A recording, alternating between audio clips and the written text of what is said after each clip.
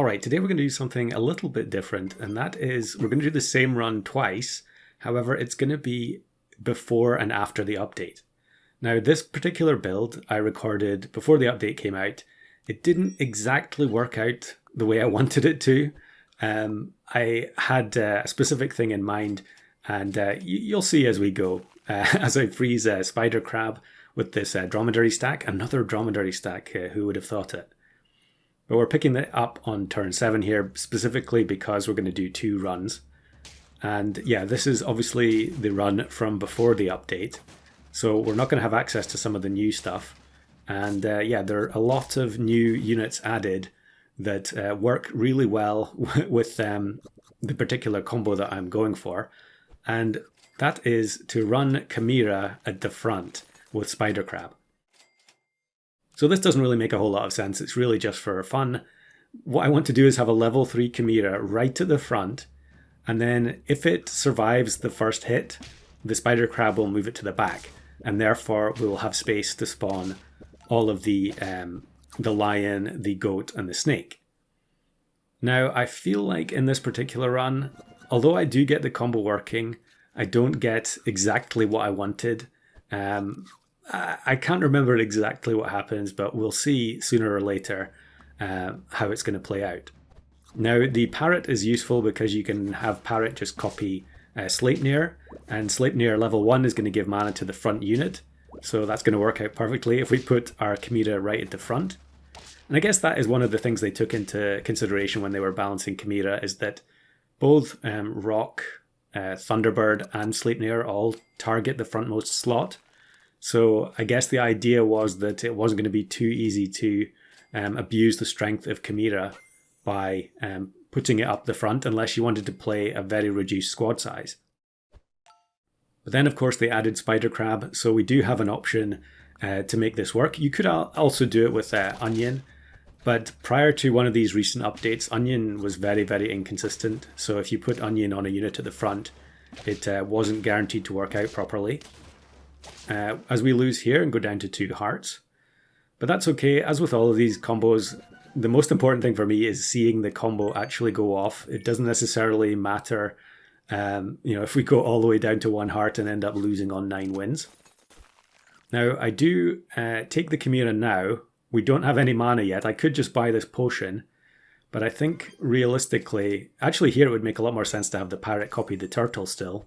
So I'm not sure why I've got it copying the Chimera. I guess maybe I just wanted to see the Spider Crab move the Chimera to the back. Okay, we're going to take a crocodile for the parrot to copy instead. And I think what I really wanted was Sleipnir plus parrot, and that was probably going to give enough mana.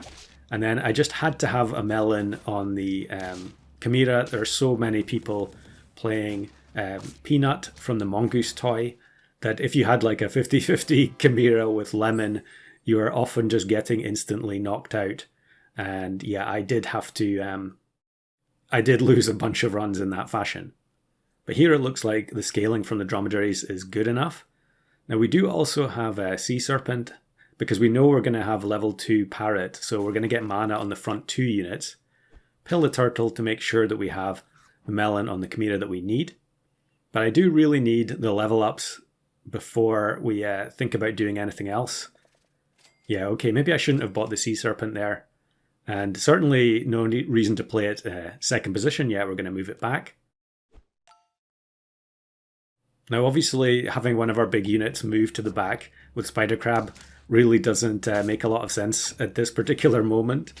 As we get to refresh our memory on the previous meta, which was Leviathan spam all day, every day.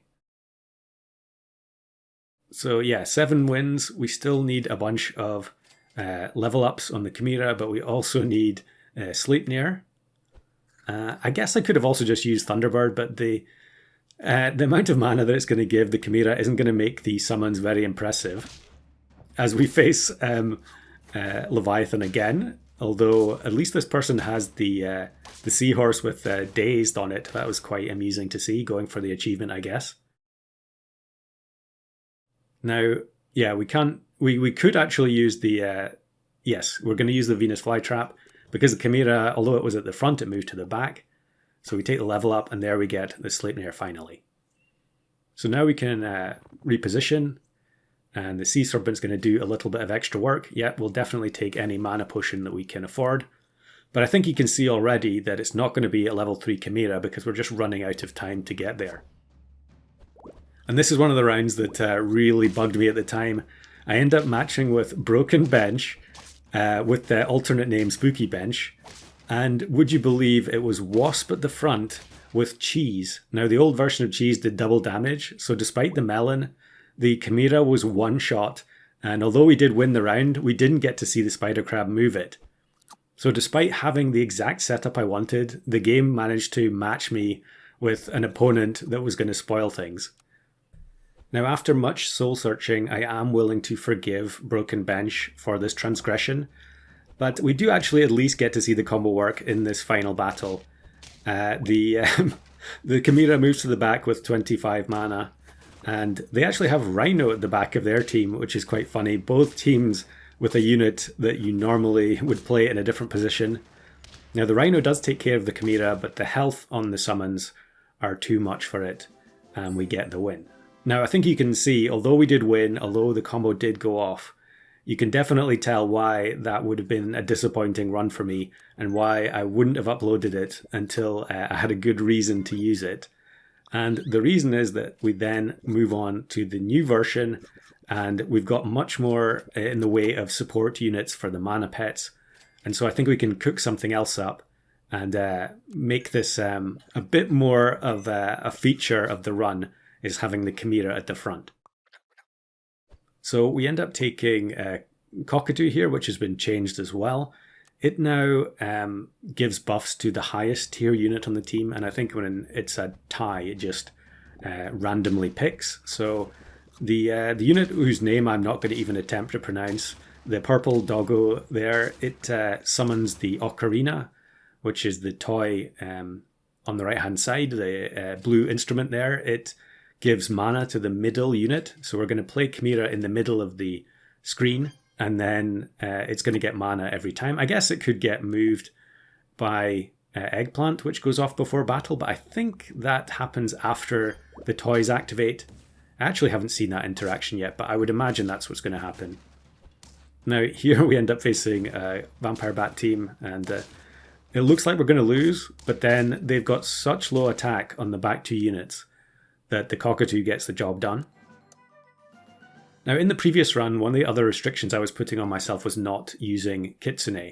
So we end up getting Kitsune here, and the reason is that having done that run, I've been thinking about how I could improve it, and I really couldn't see a way to guarantee an interesting run without using Kitsune. It is one of those units that it has such an unusual specific ability. I can understand why the developers don't want to change it, but it is extremely limited, and really you tend to end up having to take it if you want to make something happen with Chimera.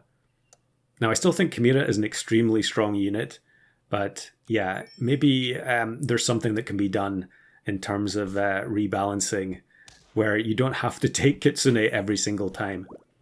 I guess also that's probably why Chimera is as strong as it is, that you're kind of dependent on other units to make it work properly.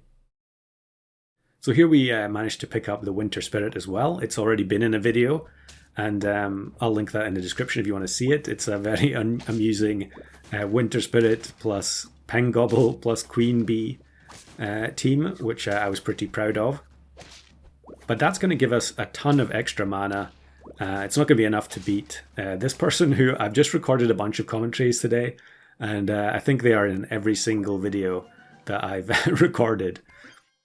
So yeah, we're going to get the level 3 Chimera this time, I think. We've got much more time. We are losing hearts now because our team isn't the most optimized just yet. But I think you can see the synergy that we're going to use here that really makes a difference. And that is guaranteeing that the Chimera gets all the mana because we haven't started Battle Feint. So we've got the Sneaky Egg, one of my favorite units from Unicorn Pack. It's so useful. mainly because it can create these start of battle feints that are fairly rare. I mean, I guess you do have panda and potentially swordfish as well. But Sneaky Egg, I think there's just something about it that is quite amusing. And because it's an automatic feint at start of battle, that means that the mana we're generating from the Ocarina and the Winter Spirit is all going to concentrate onto the Chimera as soon as the battle starts. Now, in this particular example, we ended up facing a snipe team, so it was going to happen anyway. But that does mean that we're going to get all the mana at once, so we can just play the Chimera up front, and it doesn't really matter where the other mana is when the battle begins.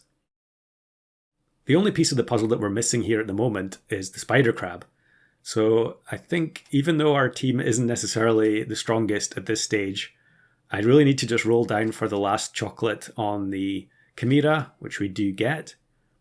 Or maybe I'm going to give it to the Winter Spirit. Yeah, we do need... It would be nice to have level 2 or higher Kitsune as well, but I think that's probably going to be asking too much. We end up getting the level up on the Winter Spirit as well. Definitely a good illustration of why you should level up lower tier units first instead of tier 6s, because you can always just discover the tier 6 that you need on the level up. Here we face a very, very large scaling squad. I don't think we're going to have enough here. Yeah, the Winter Spirit and the Kitsune have such low attack that we can't end up beating that hamster team. That does give us a little bit more time. We are going to get a partial level on Kitsune. Now, I think I take the level up here. The purple dog is kind of unusual in that it generates the toy on end turn. So it's not on buy, but you can still kind of use it as a buy sell as long as you just delay it one turn. But now we're getting 42 mana on the Chimera, and this team actually steals the melon though, which is pretty frustrating. And then they also have salt.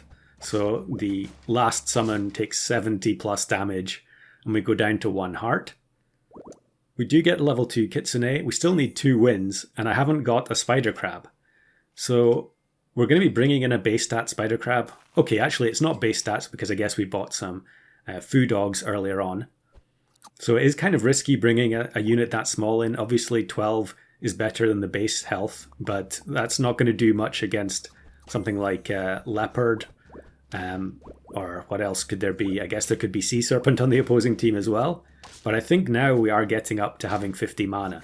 So it is going to work out exactly the way we draw it up if the Spider Crab can actually move the Chimera to the back of the team. I'm seeing quite a lot of people playing this unit. I think it's called Caladrius, the one that exchanges mana for health. Quite an interesting one. I'll have to look at that sooner or later. But now we're on the final turn. Much like the last time, it took so long to get everything set up. We've got the Chimera at the front with the melon. Hopefully with 30 health is going to be good enough to survive. Unfortunately, we need 1 extra health to avoid being one-shot by 50 attack through the melon. But luckily it's a summon opponent, so we're not really concerned about that at all. The Sneaky Egg feints, all the mana goes to the Chimera. Because the Chimera moves away from the Kitsune, we don't actually get to 50 mana this time. And although it looks like we should very easily win here, I am a bit concerned that this Stork could produce some Scorpions. Fortunately, the first one is Woodpecker, and then it's Fox next, so kind of an odd selection of pets to have as your tier 5 spawns if you're going to run Stork with Mushroom.